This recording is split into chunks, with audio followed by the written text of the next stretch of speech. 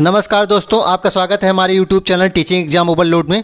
दोस्तों, आज के सेशन के अंतर्गत हम आपको यूपी ट्रिपल एससी पेंट के अंतर्गत हिस्ट्री की नेक्स्ट क्लास को पढ़ेंगे, जिसमें हम आज का टॉपिक क्या पढ़ेंगे, वो है बौद्ध धर्म। चलिए फिर बिना किसी देरी के सेशन को शुरू करते हैं। सेशन शुरू करने से पहले हमारी एक रिक्वेस्ट है कि हमारे चैनल को लाइक करें, सब्सक्राइब करें तथा ज़्यादा से ज़्यादा शेयर करें।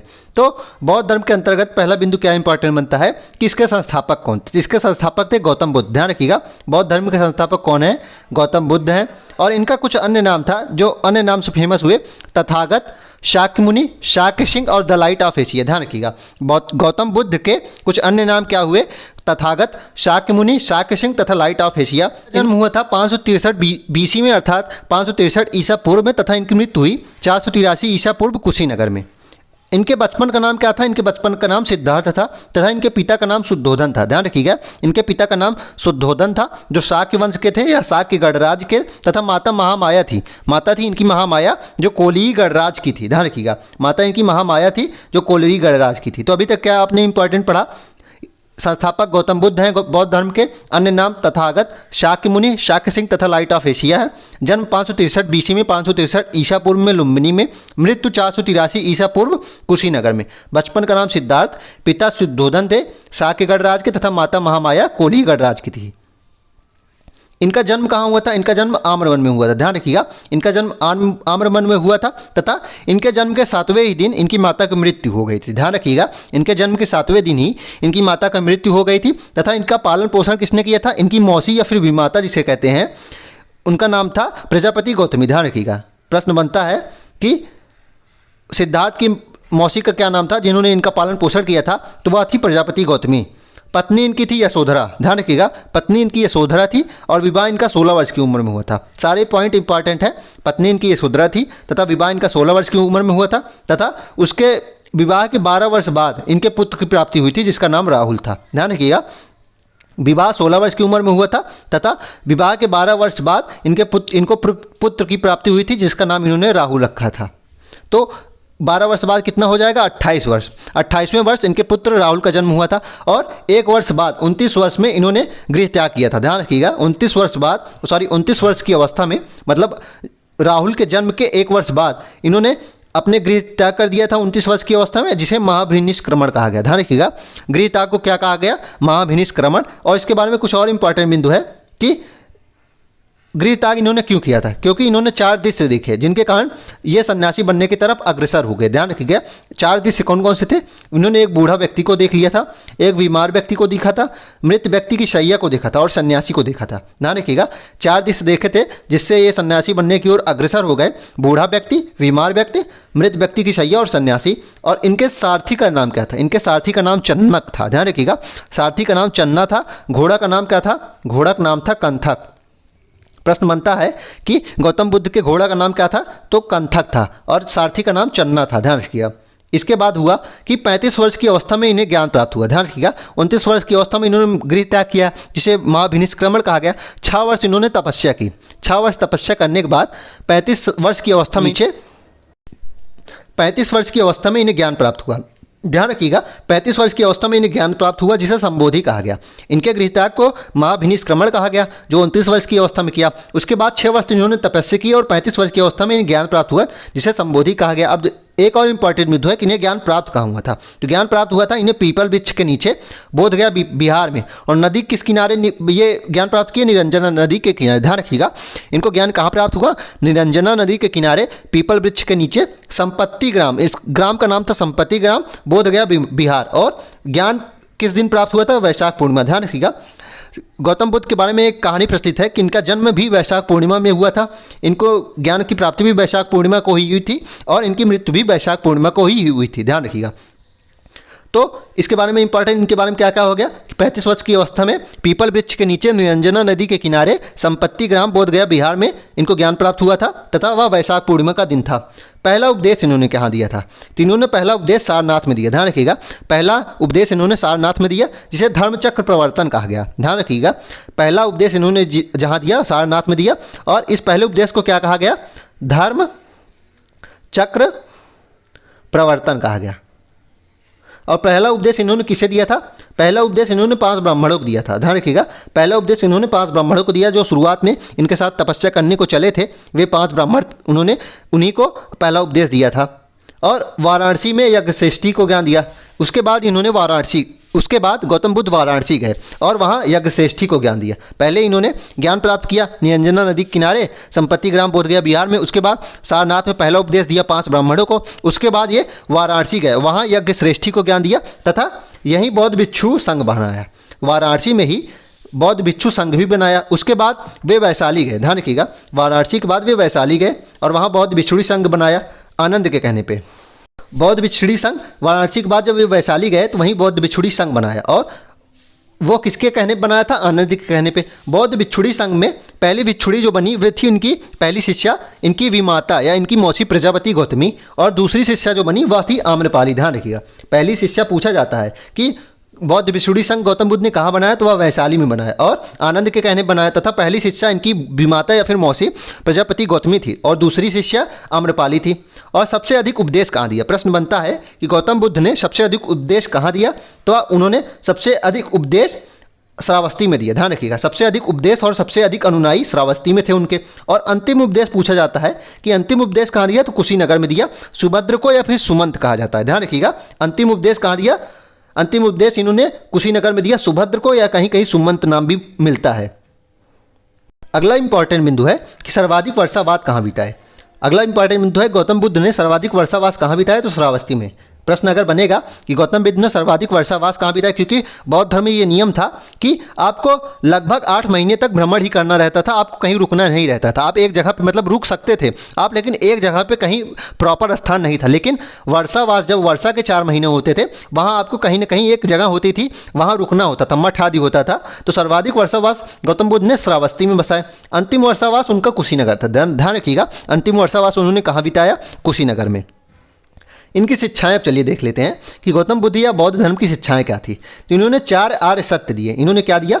4 आर्य सत्य दिए जो थे दुख, दुख का कारण, दुख का निराकरण और दुख का करने का उपाय है, दुख निवारण का उपाय। इन्होंने कौन से 4 आर्य सत्य दिए? दुख, दुख समुदाय, दुख निरोध या दुख निरोध गामिनी मार्ग भी इसे कहते हैं। तो इन्होंने बताया कि संसार सभी दुखी हैं, तो इसे दुख है। दुख का कारण इन्होंने बताया। उसके बाद दुख का निवारण भी हो सकता है, ये भी बताया। और दुख का निवारण कैसे करना है वह चौथा आर्य सत्य था। ध्यान रखिएगा, उसको कैसे करा? अष्टांगिक मार्ग दिया, 8 तरह का मार्ग बताया, उस प्रकार से आप दुख का निवारण कर सकते हैं। वो थे सम्यक दृष्टि, सम्यक संकल्प, सम्यक वाणी, सम्यक कर्म, सम्यक आजीविका, सम्यक व्यायाम, सम्यक स्मृति और सम्यक समाधि। ध्यान रखिएगा, इनकी शिक्षाएं थी 4 आर्य सत्य, जिसमें दुख निवारण का उपाय इन्होंने बताया था अष्टांगिक मार्ग। आप इतना ही याद कर लीजिएगा, उतना ही बहुत इंपॉर्टेंट हो जाएगा।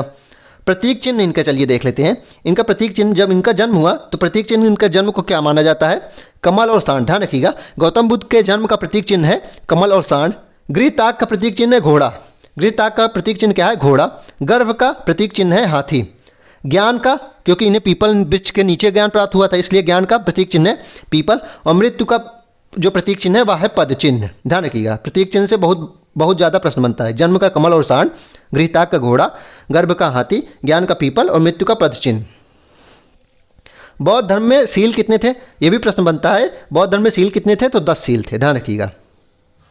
अब बौद्ध साहित्य देख लेते हैं। बौद्ध साहित्य में कुछ जो ग्रंथ लिखे गए उसके बारे में चलिए हम जान लेते हैं कि बौद्ध साहित्य में त्रिपिटक में बताया गया। बौद्ध साहित्य के बारे में, बौद्ध के बारे में जो विविध जानकारियाँ मिलती हैं उसमें त्रिपिटक में बनाया गया था, जिसमें सबसे पहला विनय पिटक। विनय पिटक को इनके शिष्य उपाली ने लिखा था। ध्यान रखिएगा, विनय पिटक को उपाली ने लिखा था। सुत्त पिटक को इनके प्रिय शिष्य आनंद ने लिखा था। ध्यान रखिएगा, सुत्त पिटक को किसने लिखा था? इनके प्रिय शिष्य आनंद ने। और अभिधम्म पिटक को मोगली पुत्र ने लिखा था। अभिधम्म पिटक को मोगली पुत्र ने लिखा था। तो त्रिपिटक कितने हैं? 3 है। विनय पिटक उपाली ने लिखा है, सुत्त पिटक इनके प्रिय शिष्य आनंद ने लिखा था और अभिधम्म पिटक मोगली पुत्र ने लिखा था। अब ध्यान रखिएगा कि सुत्त पिटक क्या था। सुत्त पिटक मतलब है कि इसे इंसाइक्लोपीडिया बौद्ध धर्म कहते हैं। इसे क्या कहते हैं? इसको आप नोट कर लीजिए। ये देखिए लिखा है कि इसे इंसाइक्लोपीडिया बौद्ध धर्म कहते हैं। ध्यान रखिएगा, इसे क्या, सुत्त पिटक को 5 भागों में विभाजित किया गया था। ध्यान रखिएगा, सुत्त पिटक जिसे इंसाइक्लोपीडिया बौद्ध धर्म कहते हैं, इसे लिखा किसने था? इसे लिखा आनंद ने था, जो इनके प्रिय शिष्य थे। और इसे 5 भागों में विभाजित किया गया है, जिसमें पहला है खुंदक निकाय, इसमें जातक कथाएं लिखी हैं। कितनी? 549। ध्यान रखिएगा, खुंदक निकाय में क्या लिखा गया है, 549 जातक कथाएं लिखी गई हैं। और जातक कथाएं क्या है, अगर यह प्रश्न बनेगा कि बुद्ध के जन्म से पूर्व की जो कहानियां हैं वह हैं जातक कथाएं। अब उसका दूसरा भाग है अंगुत्तर निकाय, जिसमें 16 महाजनपदों का वर्णन है। तीसरा है दीर्घ निकाय, चौथा है मध्यम निकाय और पांचवा है संयुक्त निकाय। तो सुत्त पिटक के 5 भाग कौन कौन से हो गए, इंपॉर्टेंट है। खुंदक निकाय जिसमें 549 जातक कथाएं रखी हैं, और जातक कथाएं का अर्थ है बुद्ध के समय से पूर्व की कहानियां। अंगुत्तर निकाय दूसरा भाग है जिसमें 16 महाजनपद का वर्णन है। उसके बाद दीर्घ निकाय है, फिर मध्यम निकाय है, फिर संयुक्त निकाय है। उसके बाद त्रिरत्नों का भी वर्णन मिलता है। त्रिरत्न क्या थे, बौद्ध धर्म में प्रश्न बनता है कि त्रिरत्न से क्या आशय है। तो बौद्ध धर्म में त्रिरत्न का आशय है बौद्ध, धम्म और संघ। ध्यान रखिएगा, त्रिरत्न का अर्थ है बौद्ध, धम्म और संघ। अब देख लेते हैं बौद्ध संगीतियाँ। बौद्ध संगीतियाँ कितनी हुई थी, 4 बौद्ध संगीतियाँ हुई। ध्यान रखिएगा, 4 बौद्ध संगीतियाँ हुई थी। पहली 483 BC में हुई थी, दूसरी 383 ईसा पूर्व में हुई थी, तीसरी 255 ईसा पूर्व में हुई थी, और चौथी जो हुई थी वह पहली शताब्दी में हुई थी। और स्थान क्या है, स्थान इसका देख लीजिए, इसका ट्रिक है RBPK। स्थान का ट्रिक क्या है, RBPK है, राजगृह, वैशाली, पाटलिपुत्र, कुंडलवन।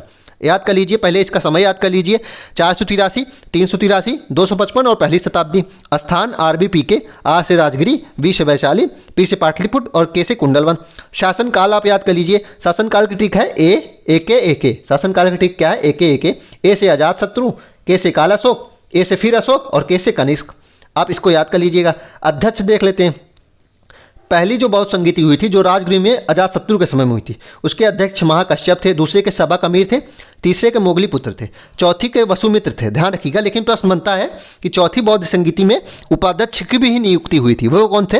तो चौथी बौद्ध संगीति में उपाध्यक्ष अश्वघोष थे। ध्यान रखिएगा, चौथी बौद्ध संगीति में उपाध्यक्ष जो नियुक्त हुए थे वह थे अश्वघोष। और चौथी बौद्ध संगीति में जो था बौद्ध धर्म 2 भागों में बढ़ गया था। ध्यान रखिएगा, चौथी बौद्ध संगीति में बौद्ध धर्म 2 भागों में बढ़ गया था। एक महायान जिसको लीड वसुमित्र ने किया था, दूसरा हीनयान जिसको लीड किसने किया था, महाकश्यप ने किया था।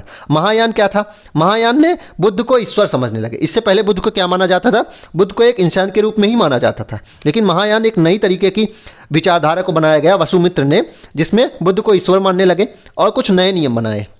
और यह जो महायान जो धारा बनी बौद्ध धर्म की, वह कहाँ कहाँ चली, चीन में, जापान में, कोरिया में और भूटान में और सिंगापुर में।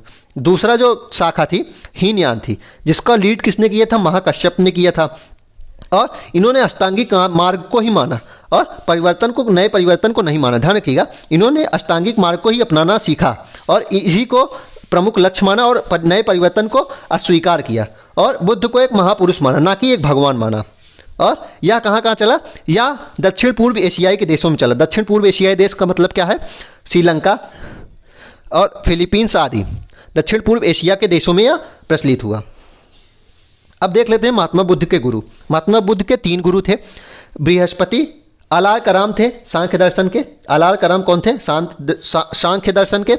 रुदक राम पुत्र थे योग दर्शन के। ध्यान रखिएगा, रुदक राम पुत्र थे योग दर्शन के। और वैदिक शिक्षा के तो कौन थे, बृहस्पति के। एक और प्रश्न बनता है कि महात्मा बुद्ध के प्रथम गुरु कौन थे। तो महात्मा बुद्ध के प्रथम गुरु हो जाएंगे आलार कराम। ध्यान रखिएगा, महात्मा बुद्ध के प्रथम गुरु कौन हो जाएंगे, आलार कराम हो जाएंगे। अब कुछ प्रमुख बौद्ध मठ के बारे में हम जान लेते हैं। कुछ प्रमुख बौद्ध मठ हैं। हेमिस याद कर लीजिएगा, हेमिस नेशनल पार्क भी है लद्दाख में। इससे आप ट्रिक करके याद कर सकते हैं कि हेमिस लद्दाख में है। और सिक्किम में कौन कौन सा है, रूमटेक और लिंगडम। इंपॉर्टेंट है, सिक्किम में कौन कौन सा मठ है, रूमटेक और लिंगडम।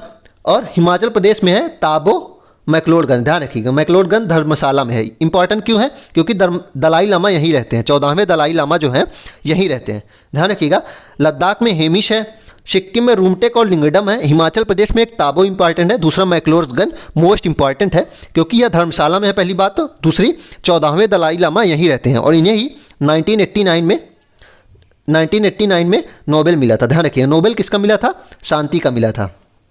अब आगे देख लेते हैं। आगे एक मोस्ट इंपॉर्टेंट है अरुणाचल प्रदेश में। आगे इंपॉर्टेंट कौन सा है, अरुणाचल प्रदेश में तवांग मठ है। तवांग मठ जो है वह सबसे बड़ा मठ है। ध्यान रखिएगा, तवांग मठ जो है वह सबसे बड़ा मठ है, इसलिए यह इंपॉर्टेंट हो जाता है। इसको कैसे याद कर लेंगे, अब अरुणाचल प्रदेश में दिहांग नदी भी बैठी है और दिहांग और तवांग एक तरीके से लग रहा है, तो इसको ऐसे याद कर सकते हैं ट्रिक से। कर्नाटक में है वेलकुप्पे मठ। ध्यान रखिएगा, कर्नाटक में कौन सा मठ है, वेलकुप्पे मठ। अब कुछ प्रमुख पुस्तकें देख लेते हैं बौद्ध धर्म से संबंधित।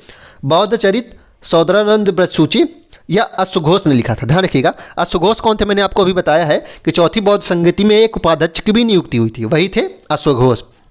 और इन्होंने कौन कौन सी पुस्तक लिखी, बौद्ध चरित, सौदरानंद, ब्रजसूची। और इन्हें क्या कहा जाता था, इन्हें भारत का वाल्टेयर और भारत का हेटे कहा जाता था। प्रश्न बनता है कि भारत का वाल्टेयर या हेटे किसे कहते हैं, उसे किसे कहते हैं, अश्वघोष के कहते हैं। विभाषा शास्त्र भी बौद्ध धर्म से संबंधित है, वसुमित्र ने लिखा था। विभाषा शास्त्र बौद्ध धर्म से संबंधित है, इसके लेखक कौन है, वसुमित्र हैं।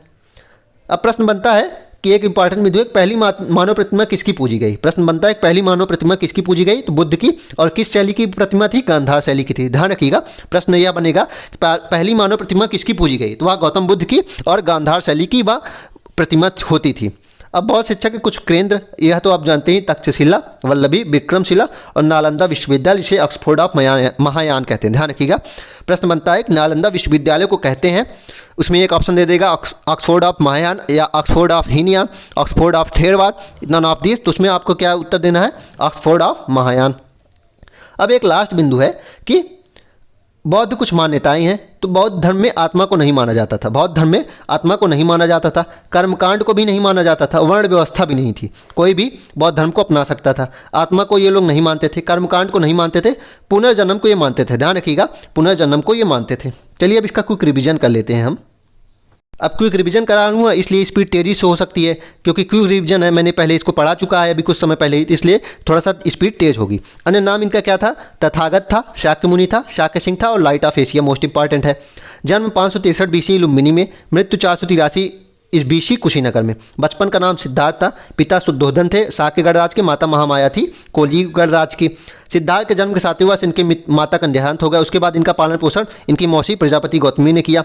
पत्नी यशोधरा थी। 16 वर्ष में इनका विवाह हुआ था और 12 वर्ष के बाद इनके पुत्र राहुल की उत्पत्ति हुई थी। 1 वर्ष बाद 29 वर्ष की अवस्था में इन्होंने गृहत्याग कर दिया, जिसे महाभिनिश कमण कहा गया। 4 दृश्य इन्होंने देखे थे, जिसकी वजह से ये सन्यासी बनने की ओर अग्रसर हुए थे। इनके घोड़ा का नाम क्या था, इनके घोड़ा का नाम कंथक था और इनके सारथी का नाम क्या था, चन्ना था। इनके घोड़ा का नाम क्या था, कंथक था, सारथी का नाम चन्ना था। और 29 वर्ष में इन्होंने गृहत्याग किया था, 6 वर्ष इन्होंने तपस्या की और 35 वर्ष की अवस्था में ज्ञान प्राप्त हुआ, जिसे संबोधि कहा गया। गृहत्याग को महाभिनिष्क्रमण कहा गया और जो ज्ञान प्राप्त हुआ उसे क्या कहा गया, संबोधि कहा गया। ज्ञान इन्हें कहाँ प्राप्त हुआ था, पीपल वृक्ष में, उरुवेला बोधगया बिहार, संपत्ति ग्राम बिहार में और निरंजना नदी के किनारे प्राप्त हुआ। और ज्ञान इन्हें वैशाख पूर्णिमा के दिन प्राप्त हुआ। पहला उपदेश इन्होंने सारनाथ में दिया, जिसे धर्मचक्र प्रवर्तन कहा गया और 5 ब्राह्मणों को दिया। उसके बाद ये वाराणसी गए, जहाँ इन्होंने यज्ञ श्रेष्ठी को ज्ञान दिया और वहीं बौद्ध भिक्षु संघ बनाया। उसके बाद ये वैशाली गए, वैशाली में बौद्ध भिक्षुड़ी संघ बनाया आनंद के कहने पर, और पहली शिष्या कौन बनी, प्रजापति गौतमी, और दूसरी बनी आम्रपाली। उसके बाद अगला बिंदु है कि सबसे अधिक उपदेश इन्होंने कहा दिए, सबसे अधिक उपदेश और सबसे अधिक अनुयायी श्रावस्ती में इनके थे। अंतिम उपदेश कुशीनगर में दिया, जिस सुभद्र या सुमंत को दिया। पाली भाषा में इनके उपदेश दिए जाते थे। ध्यान रखिएगा, सर्वाधिक वर्षावास इनके श्रावस्ती में और अंतिम वर्षावास कुशीनगर में। शिक्षा इनकी 4 आर्य सत्य थे और दुख का निवारण अष्टांगिक मार्ग से किया जाता था। प्रतीक चिन्ह, जन्म का प्रतीक चिन्ह था कमल और सांड, गृह त्याग का घोड़ा, गर्भ का हाथी, ज्ञान का पीपल और मृत्यु का पद चिन्ह। शील इनके कितने थे इस बौद्ध धर्म में, 10 थे। बौद्ध साहित्य, विनय पिटक को उपाली ने लिखा था, सुत्त पिटक को इनके प्रिय आनंद ने लिखा था और विधम पिटक को मोगलीपुत्र ने लिखा था। सुत्त पिटक 5 भागों में था, इसे इंसाइक्लोपीडिया बौद्ध धर्म कहते हैं। 5 भाग कौन कौन से थे, खुंदक निकाय जिसमें 549 जातक कथाएं थी जो बुद्ध के जन्म से पूर्व की कहानियाँ होती थी। दूसरा भाग था अंगुत्तर निकाय 16 महाजनपद जिसमें वर्णन मिला है। दीर्घ निकाय, मध्यम निकाय और संयुक्त निकाय अन्य भाग थे। त्रिरत्न कौन कौन से थे, बौद्ध धर्म और संघ माना गया है त्रिरत्न। बौद्ध संगीति 4 हुई, 483 में राजगिरी में हुई, अजातशत्रु शासन काल में हुई और अध्यक्ष महाकश्यप थे। उसके बाद दूसरी 383 BC में हुई, वैशाली में कालाशोक के शासनकाल में साबा कामीर अध्यक्ष थे। तीसरी 255 BC में पाटलिपुत्र में हुई, अशोक के समय में मोगलीपुत्र अध्यक्ष थे। चौथी जो हुई 1ली शताब्दी में हुई, कुंडलवन कश्मीर में हुई। कनिष्क शासनकाल में हुई और वसुमित्र अध्यक्ष थे। उपाध्यक्ष पहली बार नियुक्ति हुई अश्वघोष की, अश्वघोष जिन्हें भारत का वाल्टेयर या हेटे भी कहते हैं, मैं अभी आगे मैंने आपको बताया ही है। चौथी बौद्ध संगीति में बौद्ध धर्म 2 भागों में बढ़ गया, महायान हीनयान। महायान को लीड वसुमित्र ने किया, हीनयान को महाकश्यप ने। महायान का अर्थ होता था बुद्ध को ये ईश्वर मानने लगे और नए नियम बनाए और चीन, जापान, कोरिया आदि में इनका फैलाव हुआ। हीनयान अष्टांगिक मार्ग को माने और परिवर्तन को नहीं अपनाए और बुद्ध को केवल महापुरुष ही माना इन्होंने। चलिए अब आगे देख लेते हैं रिवीजन। महात्मा बुद्ध के प्रथम गुरु कौन थे? आलार कराम थे, जिससे इन्होंने सांख्य दर्शन सीखा। रुद्रक रामपुत्र से योग दर्शन सीखा और बृहस्पति से वैदिक दर्शन सीखा। बौद्ध मठ हेमिस लद्दाख, सिक्किम में रूमटेक और लिंगडम, हिमाचल प्रदेश में ताबो और मैक्लोडगंज इंपॉर्टेंट है, धर्मशाला में है और यहीं 14वें दलाई लामा रहते हैं। अरुणाचल प्रदेश में तवांग है और कर्नाटक में वेलकुप्पे मठ है। पुस्तकें बौद्ध चरित सौदरानंद ब्रज सूची घोष ने लिखा है, जो भारत के वल्टियर और हेरेटी मैंने आपको बताया ही। विभाषा शास्त्र वसुमित्र ने लिखा। पहली मानव प्रतिमा किसकी पूजी गई? बुद्ध की। गांधार शैली की थी वह प्रतिमा। बौद्ध शिक्षा के केंद्र आप जानते हैं नालंदा विश्वविद्यालय को ऑक्सफोर्ड ऑफ महायान कहा जाता है।